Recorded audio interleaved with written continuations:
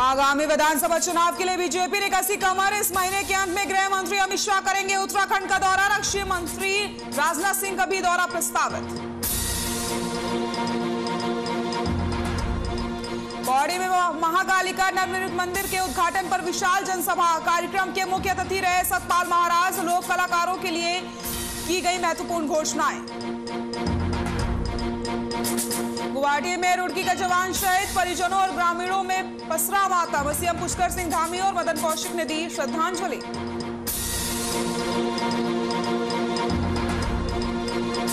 और रुड़की के पुहाना गांव में आंगनवाड़ी केंद्र पर घोटाले के आरोप। सुपरवाइजर समेत कई अधिकारियों पर मिलीभगत के सनसनीखेज आरोप। बच्ची के आहार पर डाला जा रहा है डाका। नमस्कार, बुलेटिन में आप सभी का स्वागत है। मैं हूं आपके साथ सृष्टि शुक्ला। रुक करते हैं खबरों का। रुड़की में मुख्यमंत्री पुष्कर सिंह धामी ने गुवाहाटी में शहीद हुए रुड़की निवासी भारतीय सेना के जवान सोनित कुमार सैनी के घर जाकर के उनके पार्थिव शरीर पर पुष्पचक्र अर्पित करके श्रद्धांजलि अर्पित की। मुख्यमंत्री ने दिवंगत आत्मा की शांति और परिजनों को धैर्य प्रदान करने की ईश्वर से कामना की है। मुख्यमंत्री ने कहा कि शहीद के परिजनों को राज्य सरकार द्वारा हर संभव मदद दी जाएगी। रुड़की पहुंचे मुख्यमंत्री पुष्कर सिंह धामी शहीद जवान को श्रद्धांजलि अर्पित की है।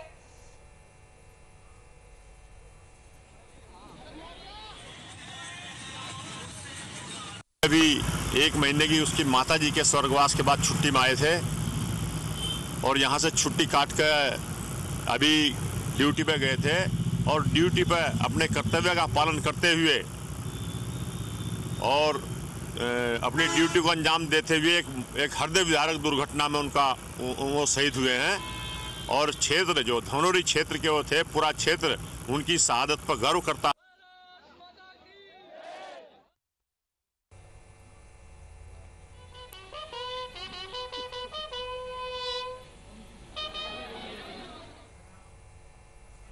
उत्तराखंड के प्रसिद्ध शक्तिपीठ महाकालिका मंदिर में गढ़वाल अल्मोड़ा के नवनिर्मित मंदिर के उद्घाटन और मूर्ति स्थापना के अवसर पर एक विशाल जनसभा का आयोजन किया गया। जहां पर जनसभा को संबोधित करते हुए कांग्रेस के मुख्य अतिथि सतपाल महाराज ने लोक कलाकारों के लिए महत्वपूर्ण घोषणाएं की हैं। संस्कृति मंत्री सतपाल महाराज ने कहा कि उत्तराखंड के लोक कलाकारों को संस्कृति विभाग के द्वारा एक पहचान पत्र जारी किया जाएगा, जिसमें कलाकार का आधार नंबर, आय और अन्य सभी तरह की जानकारी उपलब्ध होंगी। उन्होंने आगे कहा कि ये पहचान पत्र सभी कलाकारों को हर प्रकार की सुविधाएं दिलाने में बेहद उपयोगी होगा।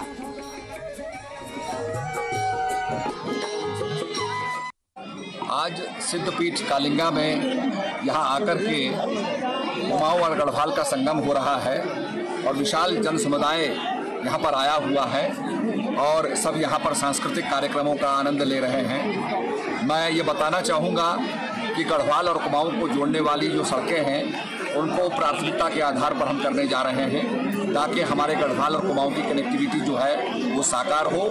इसके साथ साथ विकास के बहुत से काम जो पानी की पेयजल योजनाएं हैं उनको हम साकार कर रहे हैं।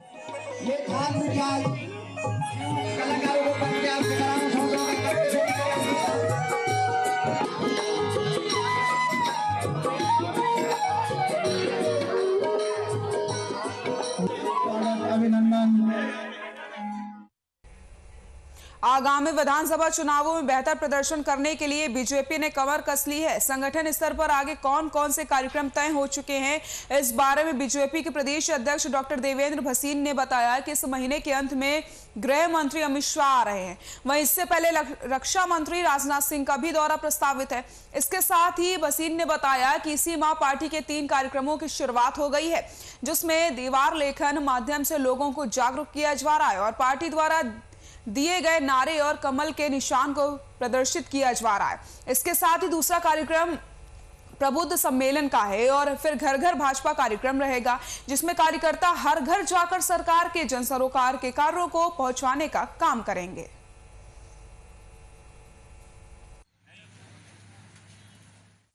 इस माह भारतीय जनता पार्टी के हमारे पूर्व अध्यक्ष और माननीय गृह मंत्री श्री अमित शाह जी का इस महीने के अंत में उत्तराखंड दौरा रहेगा और इसी मध्य हमारे माननीय रक्षा मंत्री श्री राजनाथ सिंह जी भी उत्तराखंड आ रहे हैं और साथ ही पार्टी के 3 कार्यक्रम 20 महीने प्रारंभ हुए हैं। इनमें पहला कार्यक्रम दीवार लेखन का है, जिसमें विभिन्न स्थानों पर कमल का फूल और भारतीय जनता पार्टी से संबंधित हमारे नारे लिखे जा रहे हैं।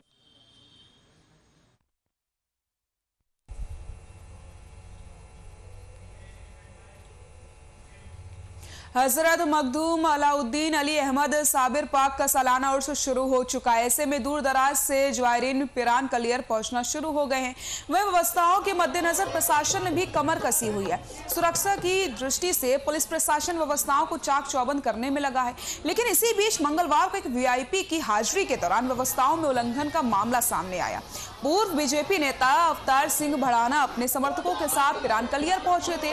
इस दौरान उनके इस कार्यक्रम की ड्रोन कैमरे से वीडियोग्राफी हो गई।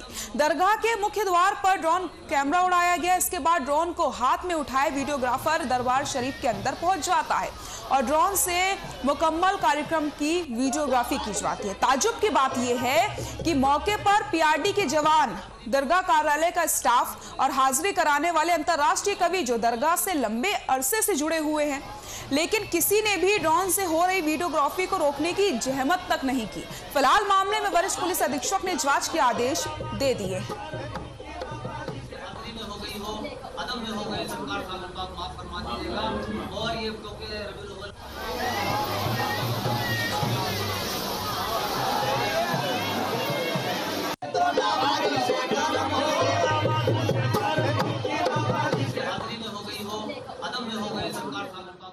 जो भी इस मुल्क के रीति रिवाज है, जो इस मुल्क सबका है, और कहीं दूसरी नज़र से देखना वो जुल्म है।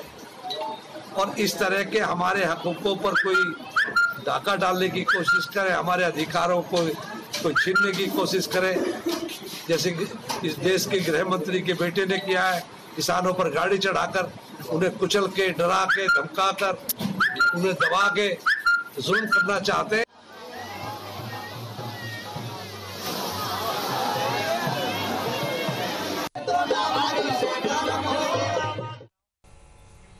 पूरे प्रदेश भर में धान खरीद 1 अक्टूबर से शुरू हो गई है, तो वहीं जसपुर में भी सरकारी क्रय केंद्रों ने धान की खरीद शुरू कर दी है।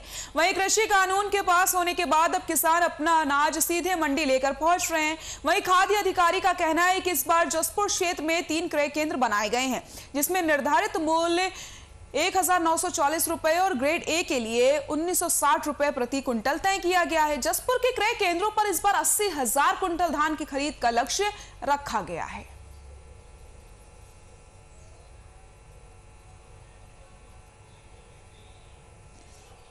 हमारी 1 अक्टूबर से स्टार्ट हो चुकी है और ये 15 जनवरी तक हमारी धान खरीद चलेगी। इसमें हमारा यूसीएफ हो गया, एनसीसीएफ, पीसीएफ और खाद्य विभाग के मिला करके कुल 247 क्रय केंद्र खोले गए हैं, जिन क्रय केंद्रों को 3.5 लाख एमटी का लक्ष्य इस बार दिया गया है। और हमारे जसपुर केंद्र में ही हमें इस बार 80,000 कुंटल का टारगेट मिला हुआ है।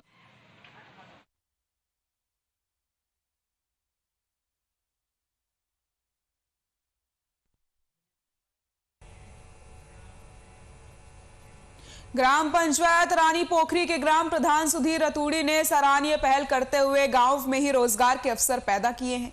यूं तो ग्राम पंचायत या नगर पालिकाओं के पास पंचायत की कई जगह जमीन खाली पड़ी रहती है, जिनका सही इस्तेमाल नहीं किया जाता, पर रानी पोखरी के ग्राम प्रधान द्वारा ग्राम पंचायत की भूमि पर विधायक निधि से 1 दर्जन दुकानें बनाई गई, जिससे ग्रामीणों को रोजगार के अवसर तो मिलेंगे ही, साथ ही साथ पंचायत की इनकम भी बढ़ेगी।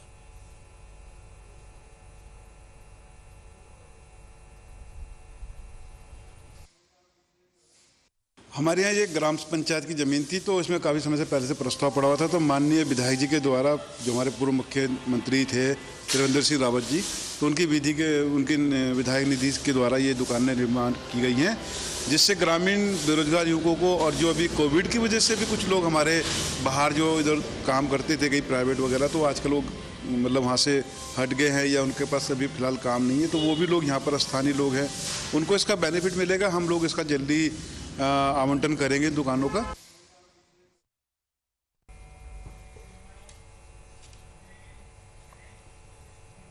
उत्तराखंड में लगातार एक तरफ डेंगू का प्रकोप बढ़ता जा रहा है तो वहीं जसपुर में वायरल का प्रकोप बढ़ रहा है।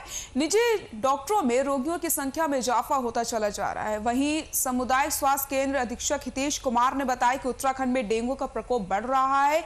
मौसम के बदलते मिजाज के चलते वायरल बुखार का भी प्रकोप बढ़ रहा है। जसपुर स्वास्थ्य विभाग द्वारा चिकित्सालय में आए मरीजों को कोविड-19 जांच लगातार की जा रही है। वायरल रोगियों की भी जांच की जा रही है। कुछ मरीज पॉजिटिव भी पाए गए हैं, लेकिन ज्यादातर अधिकांश नेगेटिव ही आ रहे हैं। तो जसपुर में वायरल बुखार का प्रकोप लगातार जारी है। अस्पतालों में मरीजों की संख्या लगातार बढ़ती चली जा रही है और वायरल बुखार के बढ़ते संक्रमण को देखते हुए लगातार कोरोना की जांच भी की जा रही है। उसमें से कई पॉजिटिव लोग भी सामने आए हैं, लेकिन ज्यादातर जो मरीजों की रिपोर्ट है वो निगेटिव आ रही है।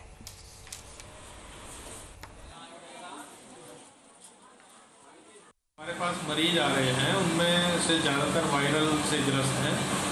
उनकी कोविड की जांच कराई जा रही है लगातार, तो कोविड की जांच तो नेगेटिव आ रही है और इसके अलावा डेंगू की भी हम जांच करा रहे हैं, मलेरिया की भी जांच करा रहे हैं, तो वो भी नेगेटिव आ रहे हैं। लेकिन बुखार है, बुखार के मरीज आ रहे हैं और इस समय जो है हमको मच्छरों से थोड़ा सावधान रहना है और बदलते मौसम से थोड़ा सावधान।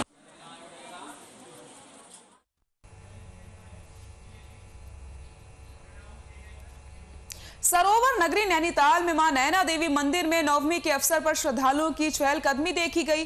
आज सुबह से ही मंदिरों में भक्तों की भीड़ पूजा अर्चना करते हुए भक्त दिखाई दे रहे थे। आपको बताते चले, नैना देवी मंदिर में 65वां दुर्गा पूजा महोत्सव भी शुरू किया गया है, जिसके बाद यहां हवन यज्ञ भी किया गया, साथ ही कन्या पूजन भी किया गया है।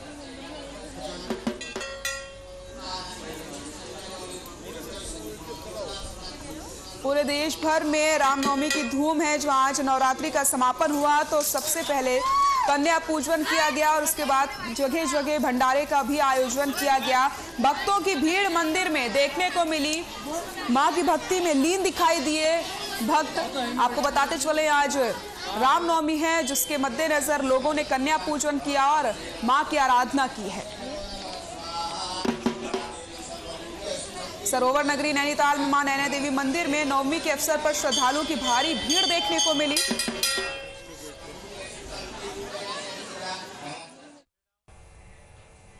देश भर में रामनवमी की धूम है। चारों तरफ भक्त मां की आराधना में लीन होते नजर आ रहे हैं और आज रामनवमी के दिन कन्या पूजन भी किया जा रहा है। वहीं कैलाश मानसरोवर के प्रवेश द्वार तवा घाट में मानसरोवर वन आश्रम में महामंडलेश्वर स्वामी वीरेंद्रानंद महाराज के द्वारा नवमी में कन्या पूजन के साथ नवरात्रि के कार्यक्रम में बढ़ चढ़ करके हिस्सा लिया गया।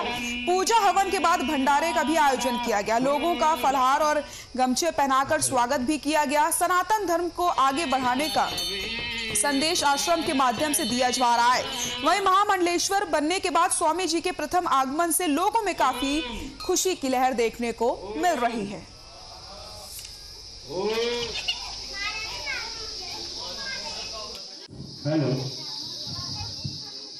गांव है खेला गांव।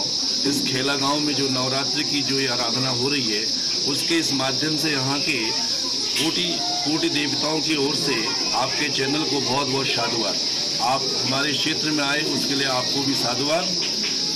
प्रतिवर्ष हम लोग यहाँ पर अपने देवी देवताओं का पूजन करते हैं। नवरात्रि में हो या चाहे चिपला केदार की पूजा हो, चाहे हुस्कर देवता की हो, चाहे समयजी माता की हो, वही दुर्गा का रूप है जो 10 महाविद्या है। उसको हमने बारंबार इस क्षेत्र में 10 महाविद्या के माध्यम से पंडित तारादास शास्त्री जी जो आज हमारे बीच में नहीं है, उनके माध्यम से हम विगत 10 वर्षों से यह कार्यक्रम यहाँ पर चला रहे हैं।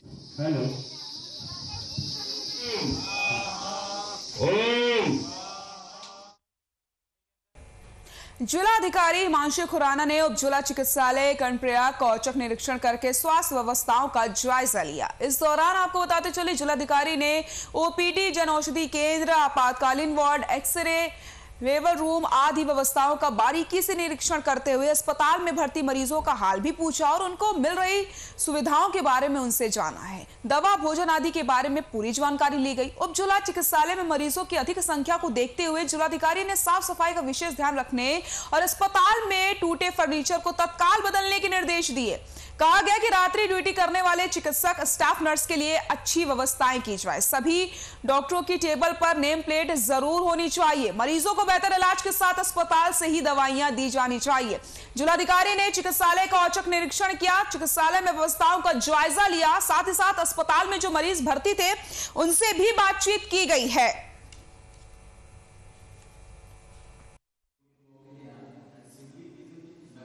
जिला चिकित्सालय कर्णप्रयाग है, उसका वृहद रूप से निरीक्षण किया गया। समस्त वार्ड में और हमारे जो टेस्टिंग सेंटर हैं सबका निरीक्षण किया गया। पेशेंट्स का हालचाल पूछा गया। एक इशू जो हमारे संज्ञान में है, थोड़ा साफ सफाई दुरुस्त करने की आवश्यकता है, क्योंकि भीड़ थोड़ी ज़्यादा है तो गंदगी थोड़ी हो जाती है, उसको करने की ज़रूरत है। लेकिन ओवरऑल पेशेंट्स का जो रिस्पांस था वो अच्छा था कि जो इलाज आवश्यक इलाज है वो मिल रहा है।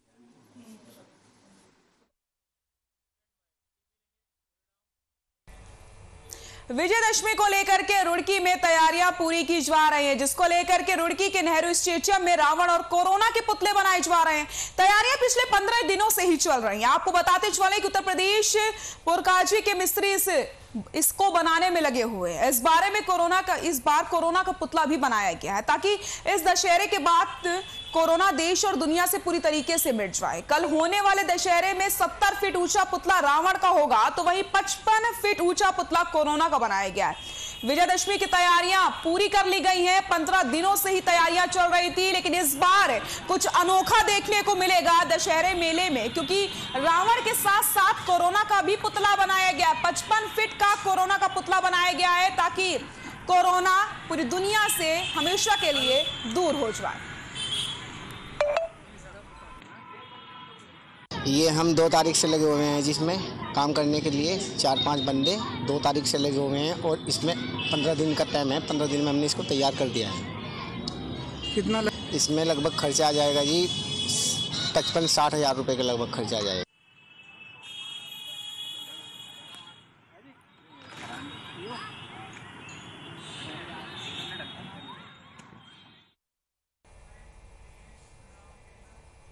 धर्मनगरी हरिद्वार में आजकल चारों तरफ रामलीला की धूम मची हुई है। हरिद्वार ग्रीन में होने वाली रामलीला, जिसकी शुरुआत सोसाइटी के लोगों ने मिलकर की है, जो कि अपने आप में एक अनोखा प्रयास है, जिसकी सराहना पूरे हरिद्वार में की जा रही है। इस रामलीला में 3 साल से लेकर 15 साल तक के बच्चों ने भाग लिया और अपने किरदारों को बखूबी निभाया है।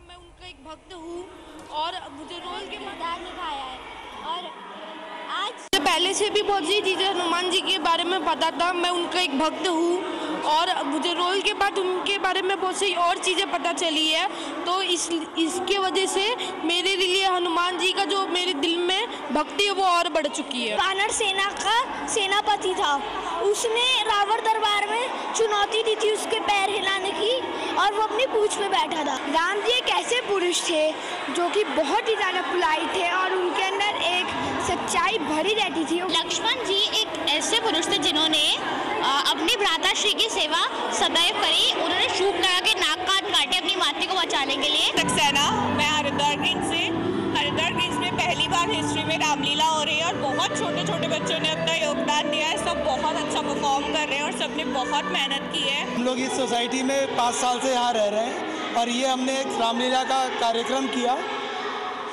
बच्चों के लिए अंदर अपने धर्म के प्रति जागरूक करने के लिए और उन्हें धर्म के प्रति और चेतना जगाने के लिए किया।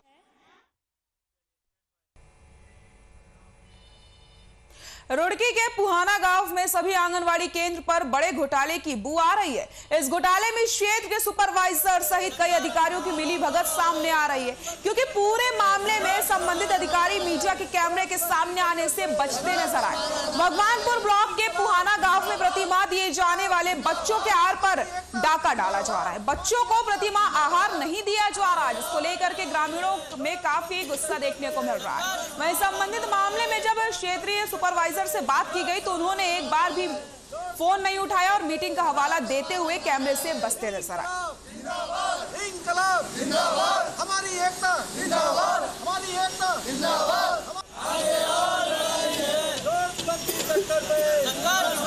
आंगनवाड़ी केंद्र में बड़ा घोटाला सामने आया है। बच्चों को आने वाला राशन में ही डाकेमारी की गई है। आपको बताते चले अधिकारियों ने पूरा पैसा अपनी जेब में रख लिया और जिसकी वजह से ग्रामीणों में काफी आक्रोश देखने को मिल रहा है, क्योंकि प्रतिमाह बच्चों को मुफ्त में जो आहार दिया जाता है वो आहार बच्चों को उपलब्ध नहीं करवाया जा रहा है। यानी सारा पैसा अधिकारी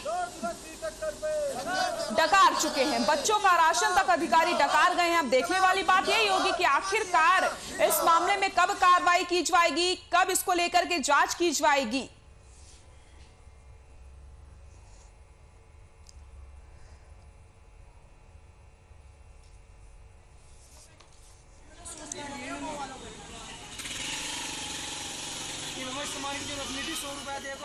इसके बगैर आंगनवाड़ी में परेशानी, हम गए राशन लेने तो कहा पहले पैसे लेकर आओ, बगैर पैसों का राशन नहीं मिलने का। और क्या नाम है, तुम बच्चों को भेजे, हमने बच्चों को वापसी कर दिया। फिर कहा तुम हो, हम 100 रुपए ले गए जब हमें राशन दिया। हमारे जो आंगनवाड़ी हैं उसकी बहू मास्टर जी की वो 20 रुपए एक पीस के ले रही, 5 पीस दिए 100 रुपए लिए। चार जगह जैसे मैं घर था तो मेरी चाची और मेरी भाभियाँ लेने के लिए आई राशन, तो मैडम के पास आई, उन्होंने बोला कि 50 रुपये लगेंगे आपके राशन के। तो सर उन्होंने मुझे बताया जाकर, तो मैं वापस आया मैडम के पास। मैंने पूछा मैडम किस चीज़ के पैसे 50 रुपये ले रही हो। मैडम ने कहा कि हमें ऊपर से ऑर्डर मिलेगा 50 रुपये में ये राशन बट रहा था। तो एक दिन मैं आंगनवाड़ी के पास जो गया, जो हमारे आंगनवाड़ी केंद्र की जो महिला है, मैंने उनसे कहा मगर राशन क्यों नहीं दिया जा रहा, कि जब तक ये टिक्का नहीं लगने का जब तक आपको राशन नहीं मिलने का। मैंने कहा मेरे बच्चे को हर टिक्के लगे हुए, तो बच्चे का और इसका माँ का क्या कनेक्शन है इस राशन का। इनसे लोग परेशान है, जो राशन दे रही है वो राशन भी इतना बेकार क्वालिटी का है कि पता नहीं कब कब का तो ये राशन दे रही है। और दूसरा नंबर ये है कि कल इन्होंने वो राशन बांटा है और उसमें इन्होंने नैपकिन होती है ना, जो पैड होती है, उस पर 6 रुपये का प्राइस था। और इन्होंने ज़बरदस्ती औरतों को, मतलब जो घरों में महिलाएं हैं उनको ये कहा कि आप या तो पैड लो वरना आपको राशन भी नहीं मिलेगा।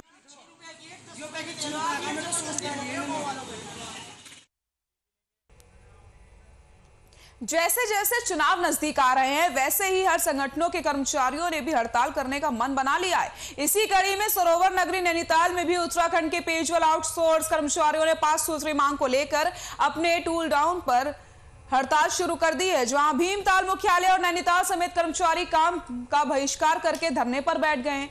वहीं मंडलीय सलाहकार सितम वाल्मीकि ने कहा कि जब तक कर्मचारियों की मांग पूरी नहीं होती तब तक आंदोलन जारी रहेगा।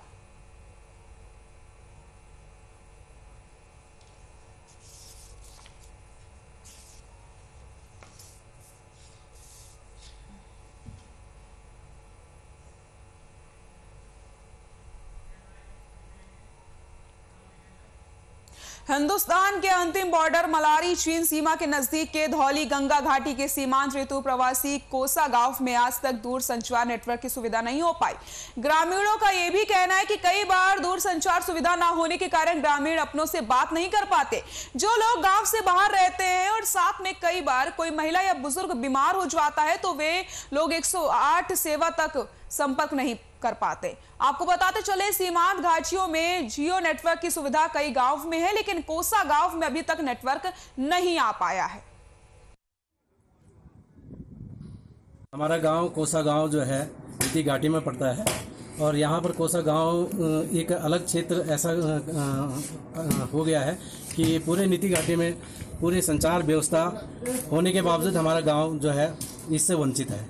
यहाँ पर काफ़ी हमारे पूरे परिवार रहते हैं, काफ़ी लोग रहते हैं और उन लोगों के लिए स्वास्थ्य संबंधी कोई भी अगर परेशानी हो जाती है, कोई भी अगर इमरजेंसी हो जाती है तो उसमें हमें किसी से संपर्क करना बहुत मुश्किल हो जाता है। हमारे चाइना बॉर्डर के नजदीक होने की वजह से हमको इस लिंक इससे ज़रा वंचित रखा गया। सारे गांव वासी इससे खुश थे कि यार कम से कम हमारे देश की सुरक्षा तो हो करके, किंतु जब हम आज की तारीख में, मैं वर्तमान समय में ये कहना चाह रहा हूँ कि आज की तारीख में हमसे भी 30 किलोमीटर आगे लास्ट गाँव नीति से भी दूर संचार से जोड़ा गया और हम अपने बच्चों के साथ संपर्क नहीं कर सकते हैं। और जो बच्चे हमारे छोटे छोटे 8, 9, 10 वाले वो सब नीचे यहाँ टावर की। जोशीमठ में आंगनवाड़ी कार्यकर्ती और मिनी आंगनवाड़ी कार्यकर्ता संगठन ने सरकार की घोषणा के बजाय उनके मानदेय को बढ़ाकर सीधा 18,000 रुपए करने की एक सूत्रीय मांग पूरी करने को लेकर 7 दिनों से तहसील जोशीमठ में धरना प्रदर्शन कर कार बहिष्कार किया जा रहा है। सालों से चल रहा है ये धरना, लेकिन सरकार हमारी कोई नहीं सुन रही है। इस समय हमारी एक ही मांग है कि हमारा मानदेय 18,000 होना चाहिए। जैसे कि हम लोग जो कहीं बहने हैं, हमारी 60 साल पूरा होने पर खाली हाथ जाती है, उसके लिए भी सरकार की तरफ से कुछ नहीं है। हमारी लड़ाई सरकार से है, क्योंकि हमें हर बार बेवकूफ़ बनाया जाता है और जब तक हम कार्य बहिष्कार पे हैं हम तब। अपर भक्तियाना में आज एक व्यक्ति का शव मिलने से हड़कंप मच गया। शव दिखने के बाद लोगों ने इसकी सूचना पुलिस को दी। सूचना पाकर मौके पर पहुंची पुलिस ने शव को कब्जे में लेकर के पोस्टमार्टम के लिए भिजवा दिया है। लगभग 9 बजे थाने में सूचना मिली थी कि एक व्यक्ति का शव जो है लोअर भक्तियाना श्रीनगर में उसकी जो है टीन शेड नुमा मकान के बाहर क्यारी में गिरा पड़ा है। तो इस सूचना पे हम पुलिस फोर्स के साथ मौके पर पहुंचे तो देखा कि सचिन नाम का व्यक्ति है, तो लेबर क्लास है, लेबरी करता है वो। उसका बॉडी जो है क्यारी में गिरी पड़ी थी। तो शराब पीने का आदी था काफ़ी। आस पड़ोस के लोगों ने बताया कि ड्रिंक करने का ज़्यादा आदी था, हैबिचुअल था, विदाउट फैमिली रहता था, परिवार इसका कोई है नहीं। उत्तराखंड की खबरों में फिलहाल के लिए इतना ही। नमस्कार।